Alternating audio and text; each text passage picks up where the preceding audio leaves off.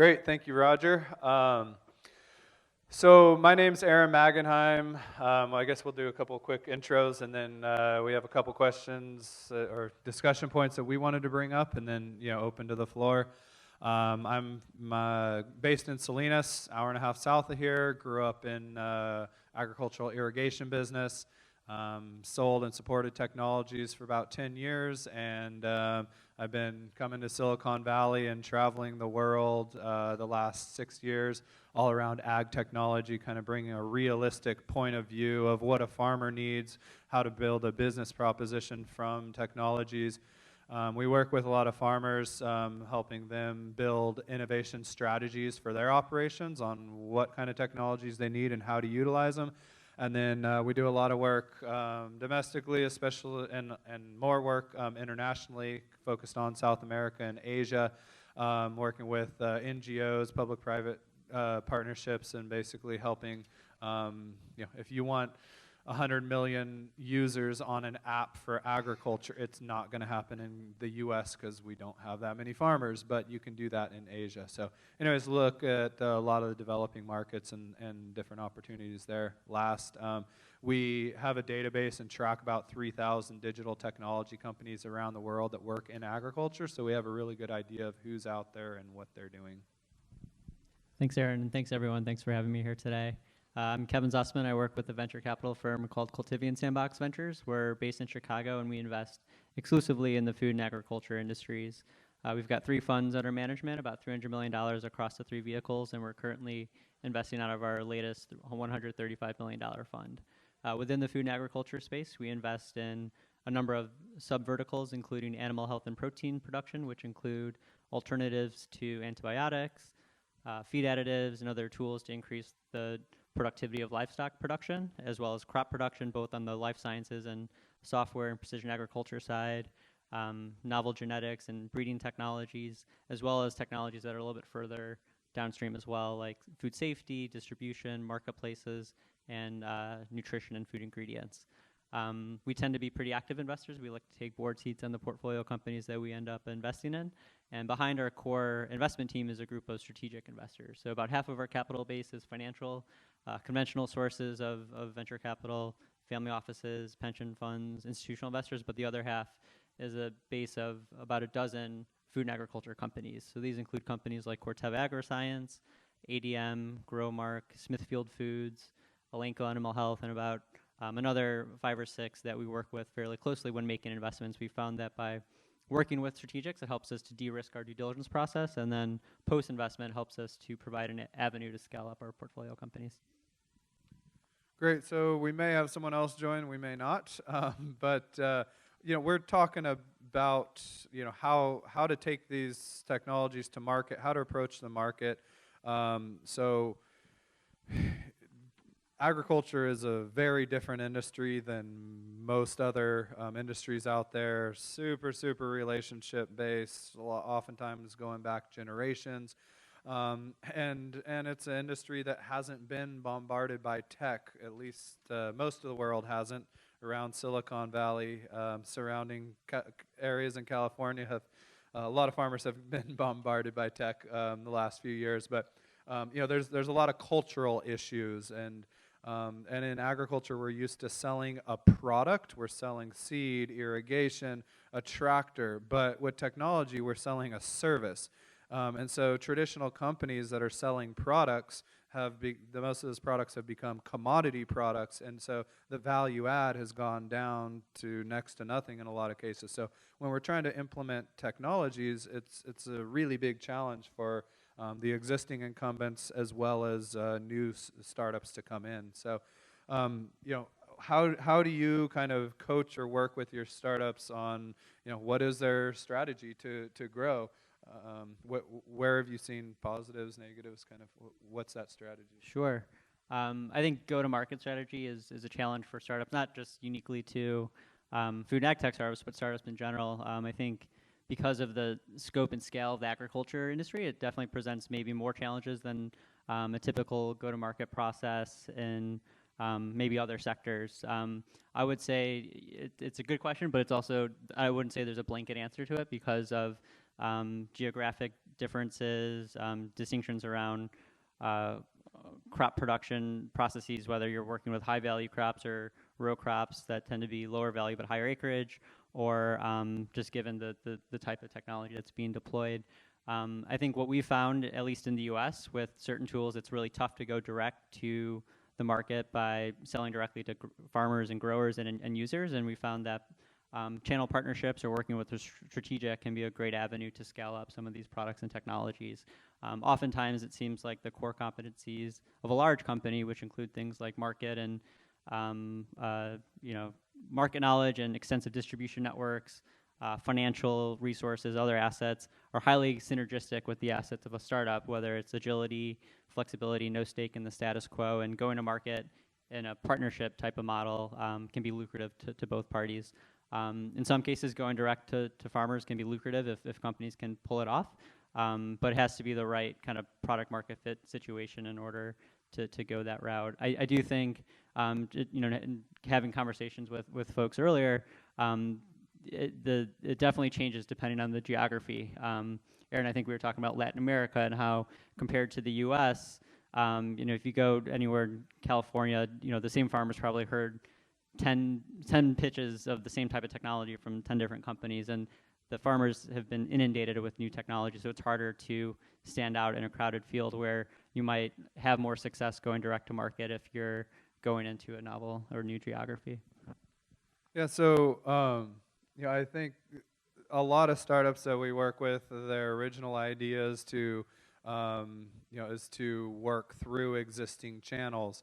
A year, 2 years later, they are super frustrated with that nobody really has had any success, and they're sitting there with a product that's pretty proven at this point, but their channel partners aren't following through on their side of things, is what I always hear. In reality, a lot of the time, it's the fact that the startup didn't follow through with their point as well, and so I think it's really important as you look at market entry to figure out realistic goals and really set some specific areas that everybody has to follow. So build a strategy, build expectations. What does success look like? And so you're not necessarily saying success.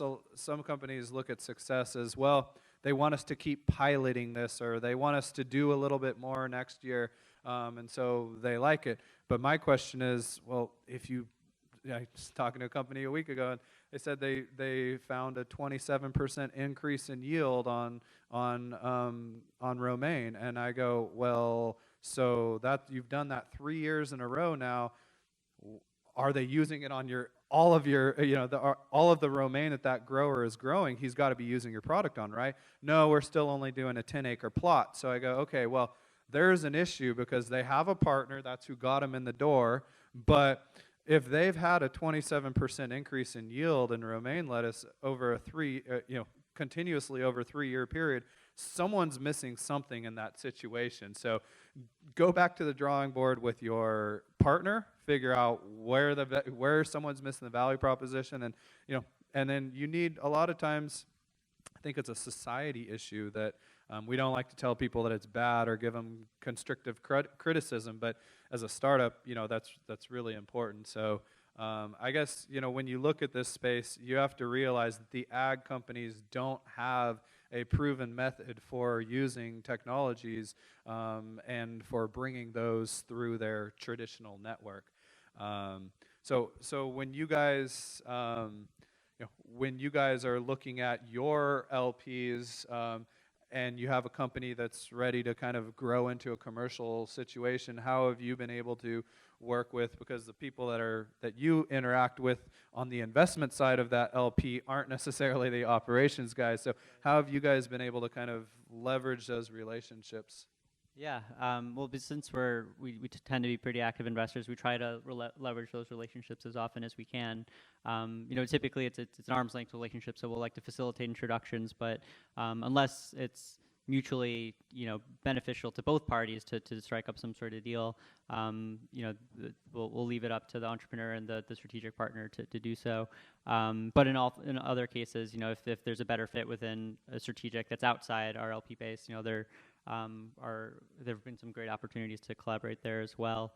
One example is one of our investments in a company called Advanced Animal Diagnostics. They have a rapid on-farm diagnostic test for subclinical mastitis. Mastitis is a bacterial infection in dairy cows.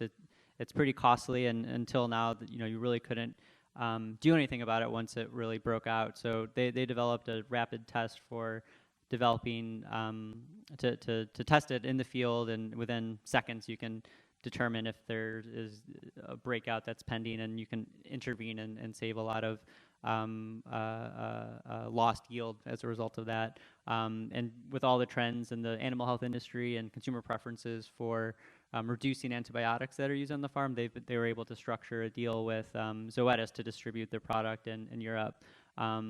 In other cases, our relationships with strategic LPs, either in the fund or strategic outside the fund, have taken the form of co-investment as it relates to syndicating deals. I think oftentimes supporting companies financially with both institutional investors and strategics is a powerful way to scale up startups and take new products to market. Great. So I think we'll open up and just have some discussions or questions, or fire away. Anybody? Go for it. Talk loud. So there's this movement that's been going on for a couple of decades of interest in natural food, all that conveyed, organic. How does the influx of tech into agriculture meet that consumer desire for less science? Yeah, so it's a challenge, and the biggest challenges are people willing to pay for it. People are willing to pay a little bit more for better, sustainably grown food, things like that. But the census that I've seen is that in the U.S., about 7 to 9% of people will typically say we'll pay more for something that's not GM or something that is sustainably grown, knowing that it's sustainable. Europe, I've seen stuff around 12 to 13% of populations will say, yeah, we'll pay more for something that's grown better. China is around 30 to 32% on the most recent things I've seen just in the last few months. So, and so I've had conversations with like really high level people on some of these food companies, and some of them agree that there's going to be a differentiator in sustainable food and things along those lines. Others say, we produce a cheap product for the majority of the world. We're never going to be able to do that any other way except how we do it today. So you really have to look at, so to me, data, again, is how you drive. Where do you want to spend your time and your money as a company or as a startup? How do those pieces come together? Well, it's looking at if China is the place that's willing to pay more than anywhere else in the world, then use those data insights to kind of bridge those two worlds together. I totally agree. I guess I'll add something else on the input side of the equation. I think we're seeing a convergence of consumer trends and technology trends. If you look at the cost and time frame to take a conventional crop protection chemical to market in the 90s, even today it could take up to a decade or more and cost more than $100 million. As you look at the biologic space, where these are bio-based alternatives to synthetic chemicals, with advancements in technology, whether it's understanding the microbiome and how microbes in the soil interact with the plant and nutrient uptake, or developing peptides that kind of have the benefits of synthetic chemical from a performance standpoint, but the safety profile of a naturally occurring chemical. These products are not just what consumers want as it relates to management practices on the farm, but they're also more suitable to a venture time horizon, whereas I mentioned the $100 million in 10-year time frame for synthetic chemicals. Biologics can get to the market in under 5 years and less than $10 to $15 million of invested capital. So again, one thing that I saw was really interested in the early 90s My dad was working with a very large lettuce grower, one of the top lettuce growers in Salinas area, and we said, hey, you should, someone asked them to grow some organic lettuce. So they said, okay, we'll try this organic thing, because at that point, no big growers did organic. It was just little guys for farmers markets. So they said, we'll try this organic thing. They grew a field of head lettuce, which people, if they're eating organic, know that head lettuce has no nutritional value, basically. So they grew a whole field of head lettuce, and nobody wanted to buy it because it was the wrong product. Now, if they would have grown romaine or spinach, they would have, hit a good market. But they completely hit a roadblock, didn't even touch organics for about 8 years, and then they were late to the game. So again, I think it's taking that convergence of technology and consumer trends and understanding where that's, where you can position your business moving forward. Other questions, conversations, suggestions, ideas? No? All right. So what else do we want to talk about? Yeah, go ahead.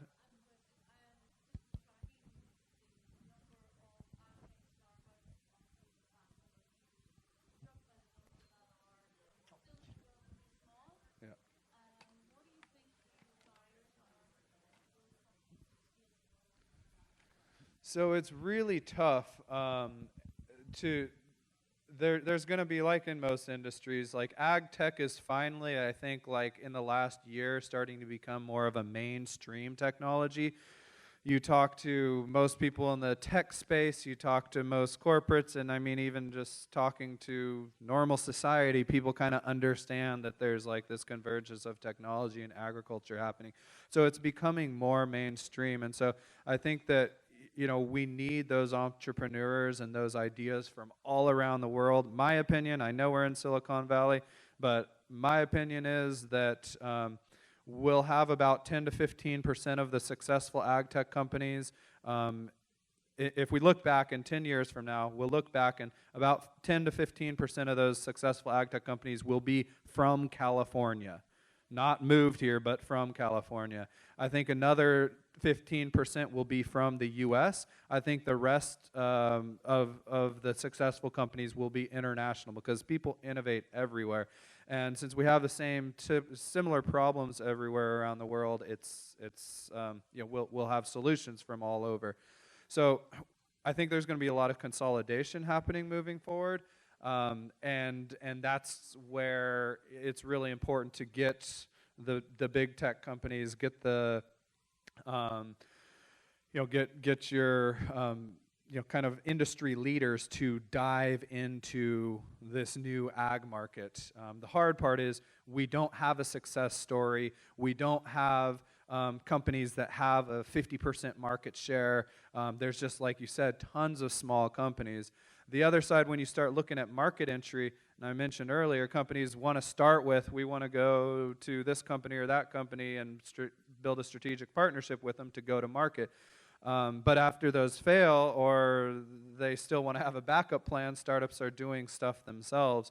And so I think that over time, when you look at what that go-to-market cost is, it's about 30 to 35% of what their revenue generation is. And so if you look at, around here, say there's 500 ag tech startups that are running around to farmers in California trying to sell to them. If even each one of if 5 companies got together, now you'd have and work together, you would have you'd have a much smaller amount of people that are bugging farmers, and you're working with a cooperative of startups that work together. So I always explain this whole problem that we have in ag tech, and I've had a lot of companies come to me throughout the year saying, we have a solution, we're looking for a problem. Well, ag doesn't need any more solutions looking for our problems. We have problems. We know what our problems are. We don't have to talk about them anymore. We need solutions to fix them today. But I've had farmers explain to me, we have a lot of problems in our company. They said, we have $100 million problems. We have $50 million problems. We have $10 million problems. You're trying to sell me something that fixes a $5 million problem. So we've kind of changed our approach to, right now we're doing a lot of grower consulting and going to them. and saying, hey, what are your problems? So from a startup standpoint, instead of going to so what a startup does is they go to a farmer and say, hey, I've got a boat. I'm trying to sell you a boat. You can take your kids on the lake. You can go wakeboarding. You can go fishing. Like, you need a boat. This thing's awesome. And the farmer says, I would love to have a boat, but right now I really need a truck. Like, do you know someone that sells trucks? And the startups are so stuck in their head saying, I'm selling you a boat. They will run up against that wall 100 times until they get kicked out, fall down, don't get up, or maybe they get through that door. But instead of trying to run into that wall multiple times, say, hey, my buddy sells trucks. He sells the best trucks around. Let me introduce you to him. What happens is he sells the farmer a truck. A month later, he goes back to that guy and says, hey, I'm ready for your boat now. You hooked me up with a truck. I love the truck. Now I can tow the boat with a truck, and I also need a tractor, and I need all these other things. So, I think it's important I tell companies to look at and find two partners upstream and downstream technologies from you. So this allows you to kind of have that a little bit more open presence when you're, or presentation when you're going to a farmer. Because what we're trying to sell isn't necessarily what they need today. Again, it's something they may need at some point, but what problem are you trying to solve? Yeah, I think that's well put. I would also add, I think one barrier to adoption has just been time. I think the sales cycles in this space tend to be a lot longer for these types of products than what you might find in other industries, and I think there are a few reasons for that. One might be risk appetite for the end user. If you think of a product like corn, you really only have 40 manufacturing cycles over the course of a career. So, do you want to really drastically change your operations for one of those cycles, and what type of impact does that have on adoption? Two, it takes a while to kind of realize gains from an investment in new technology. If you think of a farm as like a manufacturing plant, if you're planting corn in May and you're harvesting in October, that's a pretty long time to figure out if what you're investing in actually works and delivers value. Whereas if you're investing in something in a industrial setting, you can kind of assess ROI really quickly. As that translates into an investment strategy, I think we try to focus in on value propositions that deliver positive ROI as soon as possible, if not day one. I think over the kind of Gen 1 of Agtech and where we saw a lot of technologies come to market, or at least startups raise capital to take products to market, was on the yield side of the equation, so increasing yield at the back end. But I think as we look ahead in the short term and over the next 5 years, I think homing in on the cost side of the equation and being able to reduce cost and deliver our ROI from day one is where I think we'll see more uptick from an adoption standpoint. And we see that in international startups. They get a little bit of seed funding, and they better get a product to market and show the value proposition really, really quickly. And so I'm super impressed with a lot of these international startups, because they don't spend 3 or 4 years playing and getting more investment and playing investors, becoming professional fundraisers. They really quickly get to the market, or they're not going to get a later seed round or an A or something like that. So anyways, I think the important thing before we give the stage back to Roger is just to for me, it's looking at this space from a global aspect, not the traditional Silicon Valley. Again, I didn't know anything about this whole crazy Silicon Valley thing 6 years ago. Roger introduced me to it. So it's been a whole learning curve for me, but the way traditional investors think through this stuff is just crazy for a farming operation, or for ag industry in general. And I think, building LPs and building relationships like Cultivian has done, is really kind of the way forward. It's a collaborative effort.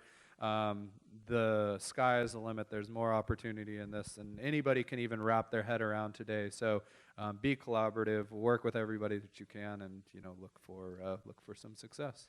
Okay, thank you very much. All right. Erica, come on up. We have got one last. We're calling it